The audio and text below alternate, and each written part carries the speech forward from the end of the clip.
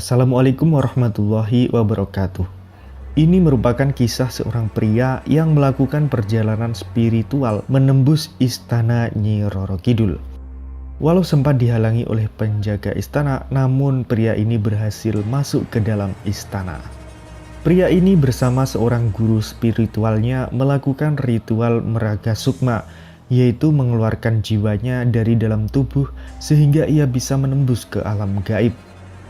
Nah, sahabat boleh percaya atau tidak dengan cerita ini. Cerita ini saya temukan di beberapa blog dan di Facebook.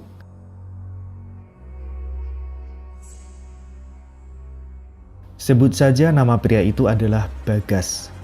Bagas sudah tertarik dengan dunia gaib sejak lama. Akhirnya ia pun menemukan guru spiritualnya yang membukakan mata batinnya.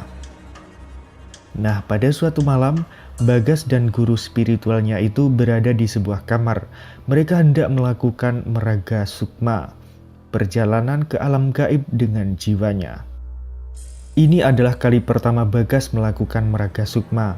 Awalnya Bagas disuruh memandang api lilin selama beberapa menit sambil berkonsentrasi.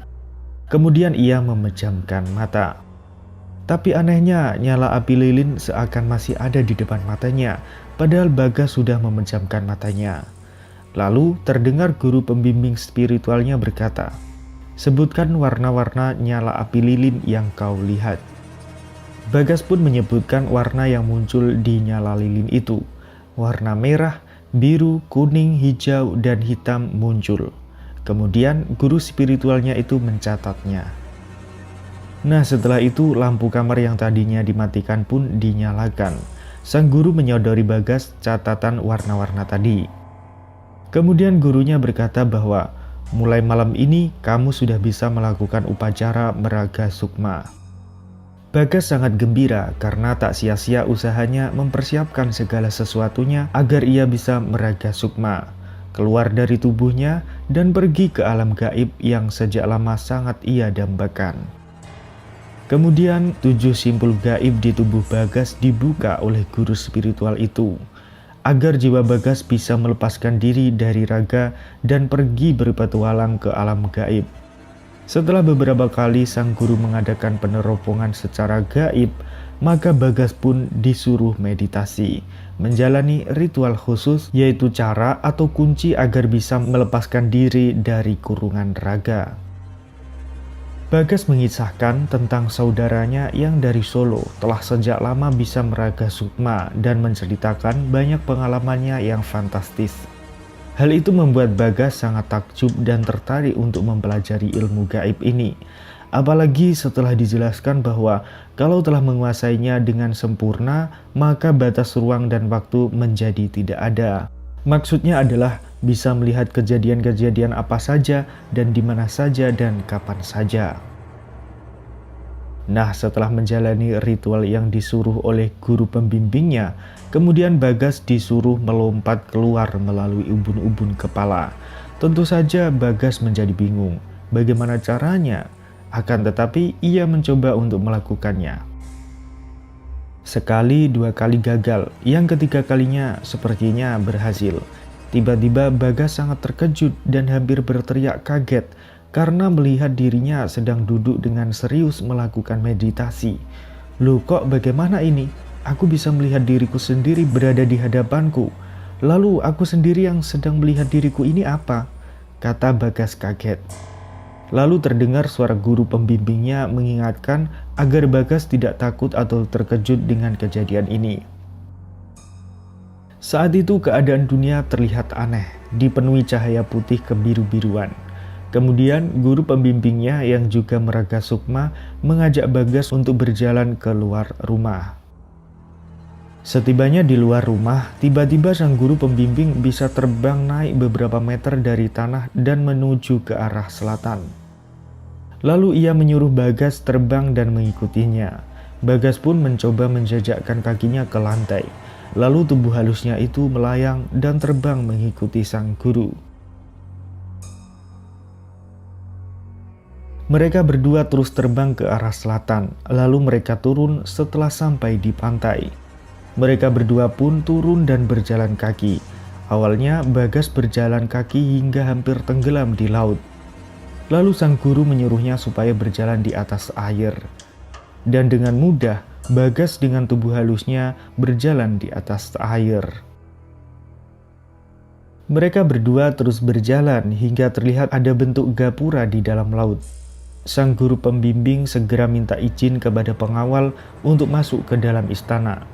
Lalu mendadak laut terbuka membentuk lubang. Nampak ruang yang sangat besar dengan gapura yang indah, lengkap dengan anak tangganya. Mereka berdua pun masuk ke dalam kerajaan itu dengan takjub. Sayup-sayup terdengar suara gamelan seolah menyambut kedatangan mereka. Setelah melintasi pintu gerbang, lalu terlihatlah istana megah bersinar kehijauan dan juga terlihat banyak sosok-sosok yang lalu lalang, akan tetapi tidak ada yang menoleh ke arah Bagas dan gurunya. Mereka berdua kemudian mendekati pintu depan istana. Tiba-tiba pengawal mencegat mereka dengan memalangkan tombak yang bersinar keemasan. Kemudian sang guru pembimbing menyampaikan niatnya, lalu mereka pun diizinkan masuk. Bagas dan sang guru pun segera masuk ke dalam istana itu. Terlihat interior istana yang sangat indah. Tiang-tiangnya berukir indah dan berkilauan berlapis emas dan lantainya juga berkilauan. Di mana-mana bertebaran hiasan-hiasan yang menakjubkan yang menambah indahnya istana ini. Lalu terdengar suara merdu menyambut mereka berdua. Itu adalah sang ratu Nyi Roro Kidul. Bagas melihat sang ratu dengan busana serba hijau dan gemerlapan yang dihiasi intan permata. Parasnya cantik dan memakai mahkota emas yang berkilauan. Kemudian sang ratu memberi isyarat dengan melambaikan tangannya agar Bagas dan gurunya mendekat. Lalu Nyi Roro Kidul turun dari singgasananya dan menyuruh Bagas dan sang guru berdiri.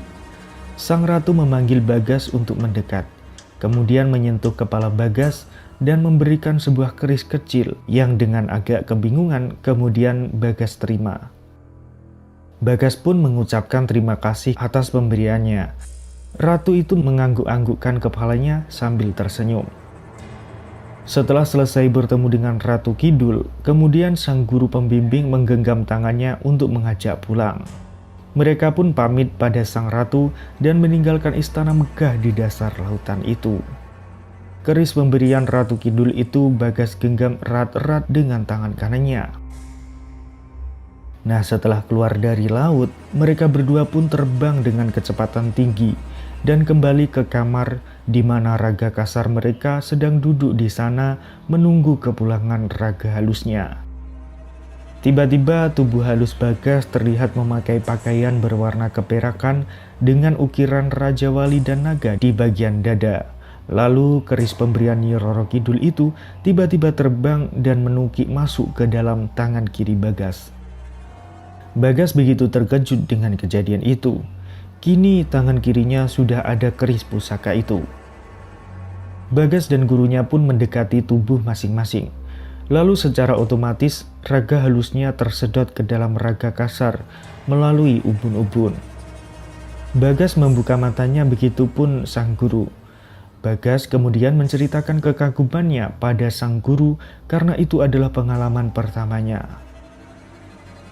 Nah, demikian kisah menembus istana Nyi Roro Kidul. Meraga sukma merupakan sesuatu yang berbahaya, karena jika seseorang terjebak di alam gaib, maka tubuhnya bisa meninggal dunia, dan jiwanya itu akan terjebak selamanya di alam gaib itu. Jadi, sebagai seorang muslim, lebih baik kita mengamalkan apa-apa yang sudah diperintahkan oleh agama ya, sahabat. Misalnya sholat, bersedekah, mengaji, atau kalau sudah mampu ya pergi haji. Ya, daripada mempelajari ilmu-ilmu gaib yang berbahaya, lebih baik kita fokus mencari ilmu agama, ibadah, atau mencari nafkah untuk keluarga. Dunia gaib itu memang ada, dan percaya dengan adanya dunia gaib merupakan keharusan bagi seorang yang beriman. Biarlah dunia nyata dan dunia gaib ini ada dan berjalan beriringan. Kita tidak perlu mengganggu satu sama lain. Nah, sekian kisah gaib kali ini. Jangan lupa kasih komentarnya ya sahabat. Terima kasih. Wassalamualaikum warahmatullahi wabarakatuh.